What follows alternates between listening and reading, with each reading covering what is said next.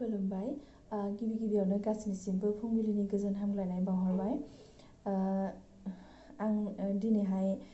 माबा मोनसे blog video बानायनो नागिराखै दिनै बयबो मिथिखायो दिनै 18 मे आरो 18 मेखौहाय जोंनि बर'फ्रा मा सान होननानै फालियो बेखौबो नोंथांमोना मोजाङैनो मिथिखागौ दिनै बर' बिजों सान 18 मे 1963 मायथाइनि उननिफ्रायनो जोङो 18 मेखौहाय बर' बिजों सान होननानै फालिबोगासिनो मानो होनोब्ला 1963 मायथाइनि 18 मे खालारावहाय जोंनि बर' बिजोङा बर' रावा गिबियै लवार प्राइमारि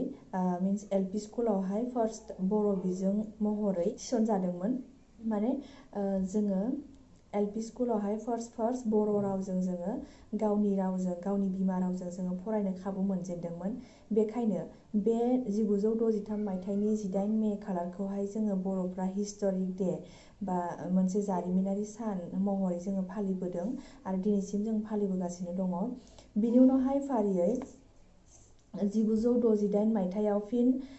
बे जिथुनिखि फार्स्टआवहाय जोङो एलपि स्कुलाव फरायनो मोन्दोंमोन बिनि उनावहाय बियो जोङो एमइ सेक्सनावहाय जोङो फिन गेजेर खोलोबावहाय जोङो फिन बर' बिजोंखौ जोङो 1968 मायथाइनिफ्राय जों फरायनो मोन्दों बिनि उनावहाय फारियै high school and higher secondary बिए बिदिसिम जों फरायनो मोनबोबाय फैयै बिनि उनावहाय जोङो दायो मोनसे बांसिन जोंनि खाफाल गोनां होनना बुंनांगोन मानो होनोब्ला जोङो दायो बर' बिजोंखौहाय जोङो बड'लेण्ड मुलुगसोलोंसालि बा गुवाहाटी मुलुगसोलोंसालि बा कटन मुलुगसोलोंसालि बा डिब्रुगड़ मुलुगसोलोंसालि बायदियावहाय जोङो दिनै बर' बिजोंखौ गावनि आयदा महरै लानानै जोङो एमए मास्टार्स खालामनो हायो बेखायनो बे जोंनि थाखाय जोबोद खाफाल गोनांनि बाथ्रा बेखायनो दिनैनि बे बर' बिजों सानावहाय आं गासैनिसिमबो आंनि गोसो गोरबोनिफ्राय आंनि खुलुमनाय मान बावनायखौ आं गासैनिसिमबो बावहरो आरो जायफोर बिथांमोना जोंनि बर' बिजोंखौहाय स्कुल कलेजाव गायसंनो थाखाय नारा नाथा नाजालांबाय नाजानानै बेखिनिखौ जाफुंसार होनो हाबाय बिथांमोननिसिमबो आंनि खुलुमनाय सिबिनायखौ बावहरो लोगोसे गासैनिसिमबो बर' बिजों साननि गाहाम हामलायनायखौ आङो दिनैनि समाव बावहरो बेजों लोगोसेनो आं मोननैसो खोथा सरजाबफानो लुबैदों जोंनि गोबां मानसिफोरखौनो जों नुयो कि माबेबा मोनसे स्पेसियेल डेआवल'सोहाय जोङो बेखौ माने स्पेसियेलि फालिनाय नुयो बर' बिजोंनि सानावल' नङा जेनेबा दाख्लै बावैसो जोंहा मादार्स डे थांबाय एन्ड माखासे स्टुडेन्ट डे आरि माखासे डेसफोर जों जेनेबा सेलेब्रेट खालामो लाइफआवहाय बिदिनो जिखुनु बर' बिजों साननि खेथ्रआवबो दा जों जेनेबा माखासे मानसिफोरखौ नुयो आरो बर' बिजों साननि गाहाम हामलायनाय बावहरनाय आरो जायखिजाया मान होनायखौ जों नुनो मोनो बे मोजां जेनेबा बेखौ आं गाज्रि बुंनो थाङाखै नाथाय बेवहाय आं मोनसे खोथा सरजाबफानो लुबैयो कि जोङो बर' बिजों सान होननानै जेनेबा बेखौहाय जोङो मा होनगोन उइस खालामनानैल' थाबा बा मोजां हामलायनानैल' थाबा जों जानाय नङा मानो होनोब्ला दायो मा होनगोन जुगानो गुबुन मोनसे फेसआवसो माने थांगासिनो आरो जोंनि मानसिफ्रा गासिबो मडार्नाइज जाजोब्बाय साननाय हनायफ्रा जोंना माने गासैबो गावबा गावखौ सानोखि आं मडार्नाइज जाबाय आंनि साननाय हनाया माने बिदि नंला आं डिफारेन्ट लेभेलाव फैबाय बा आं हायार लेभेलाव फैबाय बिदि होननानै माखासे माने मानसिफोरनि थिंकिंफोरा दं आरो बिदिनो जोंहा मा होनगोन गावनि एसे बांसिनानो आरो जायफ्रानोखि स्पेसियेलि आं गासैखौबो बुंनो थाङा बा गासिबो बायजोआव थानाय मानसि बा गासिबो जोंनि गोरों गोराफ्रा बिदि नङा खोथाया मा होनगोन खायफा आरो जेनेबा गावसोरनि बिजोंनि सायाव फोथायनाय गैया नामा बिदि मोनसे सोंथि खालामनो लुबैयो आरो जेनेबा नंगौ गावनि फिसाखौ बयबो जेनेबा मोजां जाजानो लुबैयो माने इडुकेट खालामनो लुबैयो गोरों खालामनो लुबैयो बयबो गावनि फिसाखौ गोजौ लेभेलाव थांजानो लुबैयो बे नंगौ नाथाय बे नङाखि जों गावनि मिडियामजों फरायबा गावनि रावजों फरायबा जों गोजौ लेभेलाव थांनो हानाय नङा जों दावगानो हानाय नङा बे नङा होननानै आं माने बुंनो सानो आरो मानो होनोब्ला गोबाङानो जों नुबोदों आरो माखासे इडुकेटेड माने हायार लेभेलनि माखासे मानसिफोरा जायफोरानोखि बर' बिजोंनि थाखायनो खामानि मावो बा बर' बिजोंखौ लानानै गोग्गायो बिथांमोन बायदिया माखासेफ्रा जेनेबा गावनि फिसा फिसौफोरखौ जों गुबुन मिडियामाव हगारहरनायखौ जों नुनो मोनो बेखायनो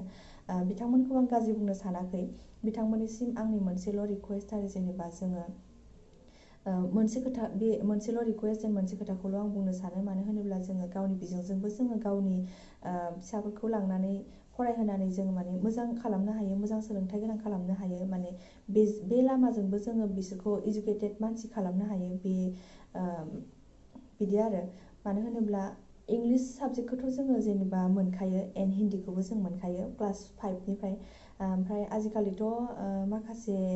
प्राइभेट फरायसालिफ्राव थाखो 1 बा नार्सारिनिफ्रायनो इंलिस एन्ड माबाया थाखायो आरो इंलिस एन्ड हिन्दीफ्रा थादेरखायो। बेखायनो आंनि बुंनो लुबैनाया बेनोखि जोङो गावनि मिडियामावनो फराय, गावनि बिजोंजोंनो फराय, खिन्थु जों जुदि माने गावनि फिसाफोरखौ जेनेबा एसे गुबुन गुबुन लेंगुवेजावबो जों जुदि स्मार्ट खालामलांनो लुबैयोबा जोङो एक्सट्रा टिउसन होनो हायो, बा न'आव जों गाइड खालामनो हायो, बा माखासे जोङो इउटुब बा भिडिअसफोर नायनानैबो जों सोलोंनो हायो। एन्ड जेनेबा जिहेतु जोंहा एक्सट्रा बे जिथु इंलिस एन्ड हिन्दी साबजेक्टआ थादेरखायो हिसाबै बेखौहाय जोङो माने एक्सट्रा फोरोंलांनानै बे मोननै साइडआवबो जोङो एक्सट्रा टेलेन्टखौ जोङो माने दावगालांबाय थानो हायो आरो। बेखायनो बे नङाखि जोङो गुबुन मिडियामाव होथारबासो जोङो जेनेबा दावगानो हागोन बा साक्सेस जानो हागोन, बे नङा। बेनिखायनो गावनि लेंगुवेजजों फरायनायजों लोगोसे, गावनि बिजोंनि फरायसालियाव फरायनायजों लोगोसे जोङो गुबुन गुबुन माने जेने इंलिस हिन्दी बेफोरावबो जोङो स्मार्ट जालांनांगोन। मानो होनोब्ला दायोथ' जोङो नुगासिनो गासै बिथिङावनो जोङो स्मार्ट जानांगौ जायो। मालाबा जोंनो इंलिसबो नांगौ जायो, मालाबा जोंनो हिन्दीबो नांगौ जायो। बिदि नङाखि जोङो हिन्दी इंलिस आसामिसखौ जों सोलोंथारनाङा, बिदि नङा। मानो होनोब्ला गासैबो लेंगुवेजावनो कमिउनिकेसन खालामनो हायोब्ला जोंहा गावनिनो मोजां। दा जोङो माखासे इउटुबारफोरखौ नुयो जेनेबा भिडिअसफ्राव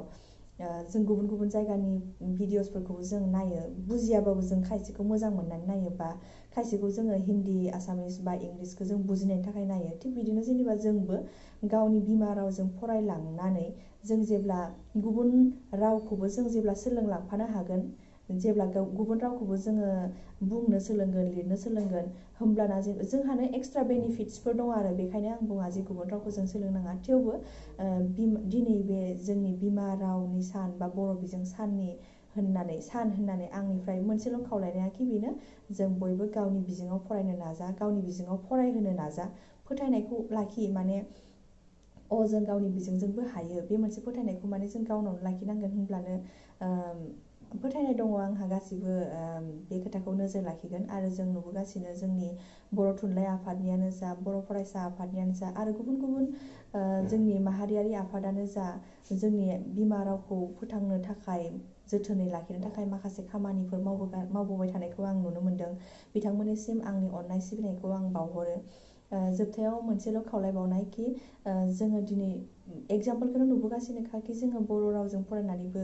जोंनि गावनि बिमा बिजोंजों फरायनानैबो जोङो माने माखासे दावगानो हानाय मानसिफोरखौ जों एगजामपोल हिसाबै नुबोखागासिनो। बेखौ आं बेवहाय बुंनांगौनि खोथा नङा। बेखायनो जोबथायाव आंनि मोनसेल' रिकुवेस्ट कि जोंहा माने फोथायनायल' लाखिनांगोन कि जों गावनि बिजोंजोंबो हायो। एन्ड माने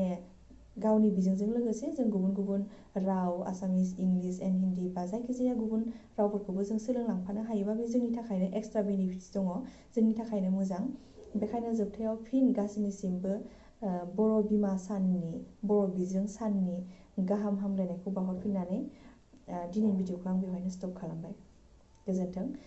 जोबथायाव जुदि माबाफोर गोरोन्थि बुंफ्लांदोंबा गासैनिसिमबो गुरैयै निमाहा बिनाय थाबाय।